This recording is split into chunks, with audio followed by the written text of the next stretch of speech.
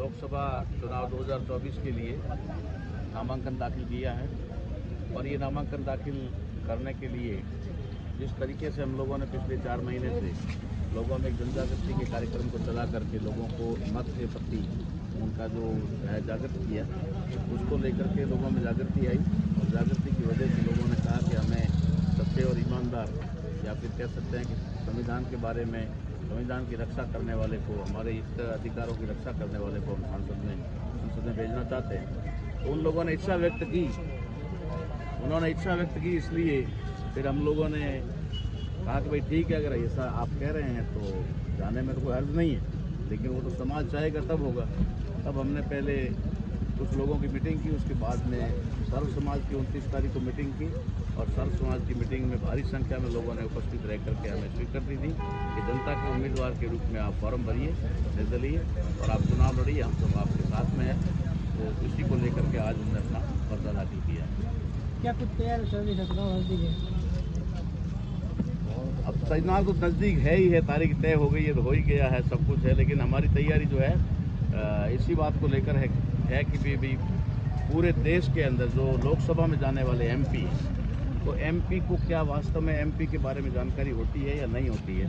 ये बहुत सारी बड़ी बात है, जो लोग संसद में जाकर के भी 5 मिनट नहीं बोलते या लोगों के बीच में भी आकर के कभी उनका दुख दर्द नहीं जानते, तो ऐसे लोग संसद में जाकर के भी क्या करेंगे।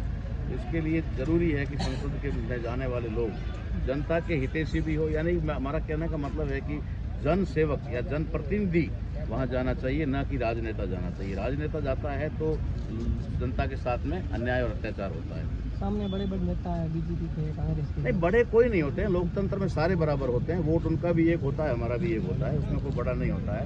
और रही बात बड़े आप किस दृष्टि से मानते हैं, जैसे कोई आप मानते होंगे भाई पैसे की दृष्टि से या फिर वो उनका वो बड़ी पार्टी, ठीक है। हाँ, बड़ी पार्टियाँ पैसे से होता तो चले जाते, वैसे ही फिर जनता के सामने गिड़गिड़ाने की आवश्यकता नहीं पड़ती। कितने ही पैसे क्यों ना हो, लेकिन जनता के सामने जाके वोट तो मांगना ही पड़ता है। सबसे धनी तो इस देश की जनता है जो उन लोगों को वहाँ भेजती है, लेकिन वे लोग वहाँ जाकर के उनके साथ धोखा कर देते हैं और उस धोखे की वजह से जनता पिछड़ जाती है।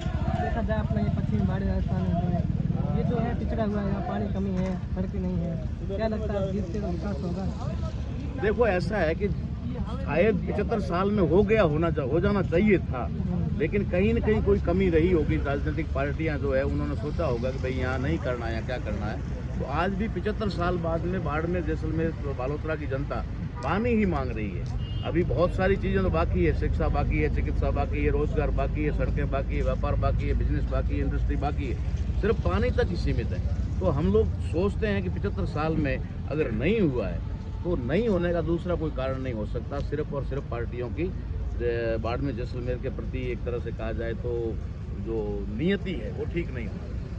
आप रैली की तो भीड़ बहुत आ रही है, कहीं ना कहीं ताराराम नेताओं की तो नींद उड़ा दी।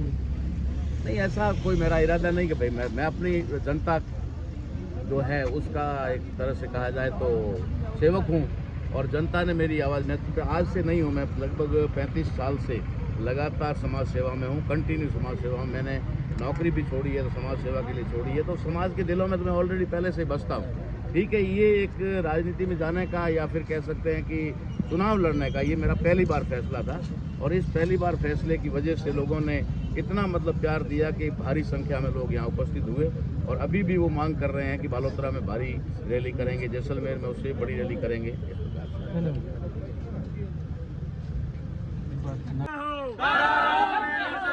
हमारा नेता कैसा हो?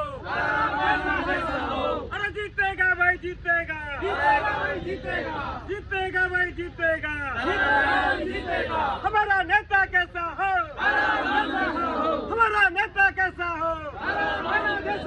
हमारा नेता कैसा हो? जीतेगा भाई, जीतेगा।